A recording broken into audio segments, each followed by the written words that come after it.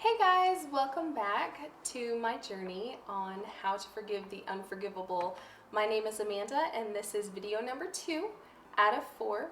Keep following me as today I'm talking about a tainted life.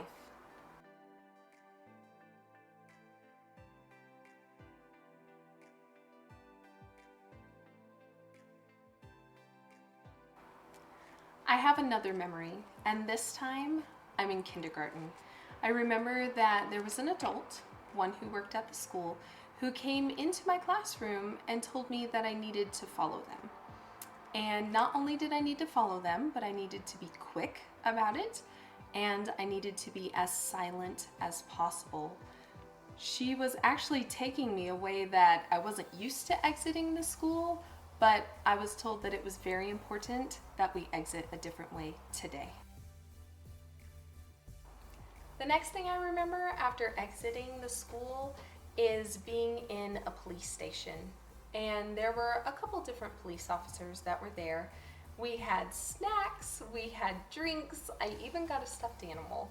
So I was pretty happy, right? Remember, kindergarten, 5 years old. What they were doing is they were trying to find out what exactly had happened between myself and my dad. And that was just one side of it. On the adult side of things, what was actually going on is my dad was at my school. He had found me and he was trying to take me out of school without my mom knowing. What had happened is somewhere in the mix of it all, my aunt, the one who we had lived with before, she had found out that my dad was at the school trying to take us.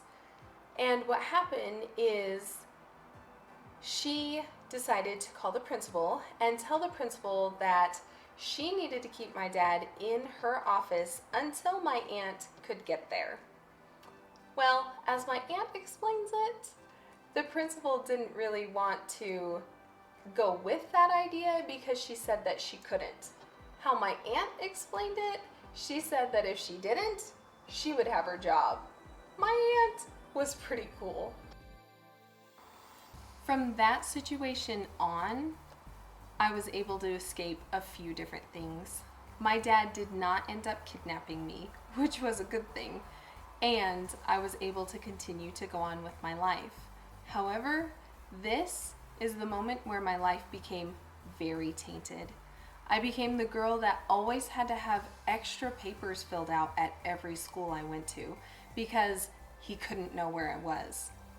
I was the girl who had the extra check boxes checkmarked so that my picture couldn't be places, my phone number couldn't be in the directory or anything like that because he couldn't know where I was. My life was not only tainted with extra papers, but it began to be tainted with a whole lot of fear. I remember one time being in a car and riding in the back seat, and all of a sudden I had to put a beanie over my head and hide down on the back seat floor because he had found me. I remember one time he had found out where we lived, and so we had to go to a shelter for battered women, and I wasn't allowed to go to school, play outside, or go to my own house for a whole week. Being that young, that was rough. Also, I remember by the time I hit the 6th grade, I had moved 15 times because, once again, he found me. That was just what was going on the outside. Things on the inside of me were just as tainted. For example, by the time I hit the 5th grade, I started thinking to myself, man, I bet nobody else's life is this scary. I wonder what it would be like to be somebody else, not me. 5th grade rolled around and I realized I'm pretty sure I know that the food that I'm eating is not exactly something that I should be eating because, let's face it, I was the biggest friend that I had in my friend group. By the 6th grade, I was not okay with the way that I looked. 7th grade, there was a boy who used to tell me at this bus stop every time, "Hey, fatty, fatty, what are you doing waiting for the bus? Hey, fatty." Well, if he thought I was fat, maybe the things that were rolling around in my head, maybe they were true, or maybe not. By the 8th grade, there was another boy, and every day he came to school, he would have a new fat joke to tell me. "Amanda, you're so wide, you need red flags on the side of you so people don't get run over. Amanda, I'm going to get you a horn so that when you back up, people know you're coming. And then I'll bring a yellow sign that says, 'Wide load,' so they know." That was 2 people. So the thoughts in my head, they must be accurate, right? This crazy cycle didn't stop there. It kept going the older I got. Then I got into high school.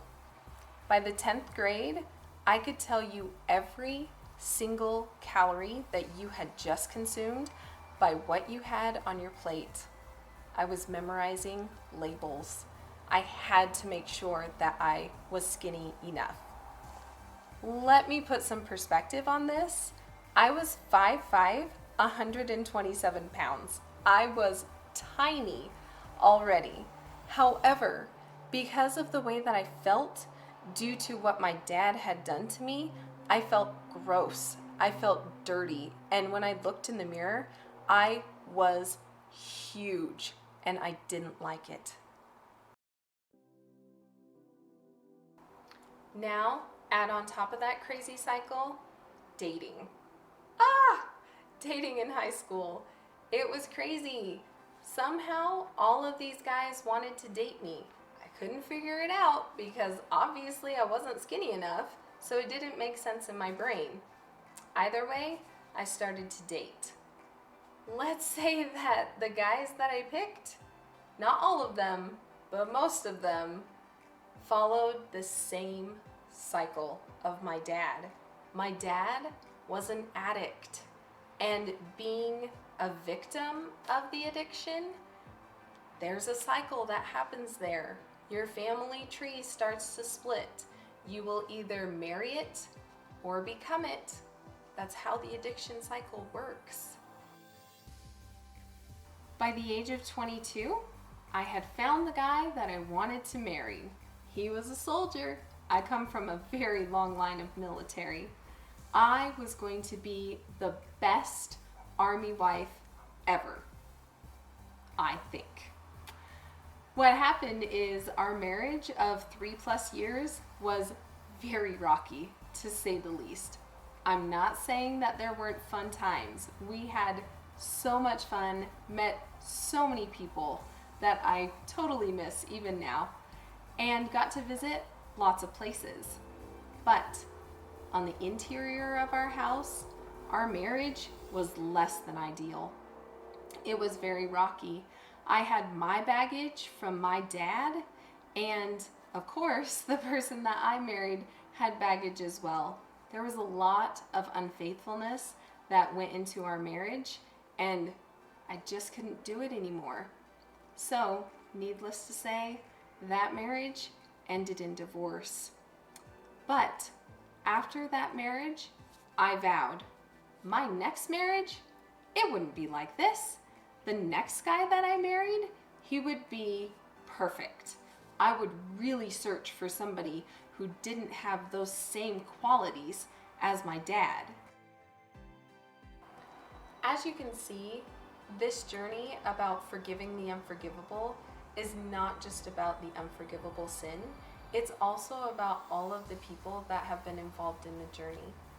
Thank you so much for watching this series. I hope you'll stay tuned next time for video number 3 called Breaking the Cycle.